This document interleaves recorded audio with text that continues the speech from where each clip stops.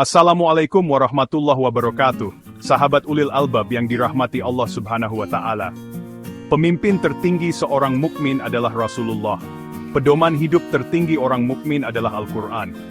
Oleh karenanya tidak ada ketaatan kecuali dalam rangka ketaatan kepada Allah, dan tidak ada ketaatan kepada pemimpin kecuali dalam rangka taat kepada Allah dan Rasulullah. Karena tidak ada ketaatan dalam melanggar perintah dan larangan Allah.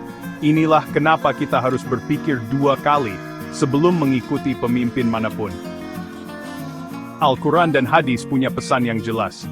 Jangan sampai tertipu oleh mereka atau pemimpin yang haus kekuasaan dan harta. Ini yang perlu kalian tahu. Al-Quran memperingatkan tentang pemimpin yang menjual agama dengan harga murah. Artinya mereka yang menggunakan ilmu agamanya untuk keuntungan duniawi, bermegah-megah, menghalalkan segala cara untuk menjabat dan posisi tertentu serta rela berbuat kedustaan atau untuk mendapatkan harta. Mereka tidak sabar hidup sederhana, padahal ratusan juta rakyat menderita kemiskinan dan kelaparan.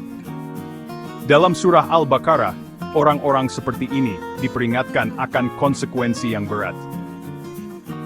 Allah juga memberitahu kita dalam surah Hud, jangan mendukung orang yang zalim, meskipun mereka terlihat religius. Padahal rakyat akan rela taat dan berkorban atas dasar kepercayaan kepada pemimpin yang syoleh, dan takut kepada Allah. Bekerja hanya mengharap ridho Allah, dibuktikan dengan kehidupannya yang bersahaja, jauh dari style dan gaya bos atau bermegah-megahan. Setiap acara yang diselenggarakan penuh dengan kesederhanaan. Surah At-Taubah mengecam ulama yang menyalahgunakan kedudukan mereka untuk mengumpulkan harta secara tidak benar dan berlebih-lebihan. Apalagi jika dana yang dikumpulkan untuk naik kembali di periode berikutnya, tidak ubah para pemimpin yang jauh nilai-nilai Islam.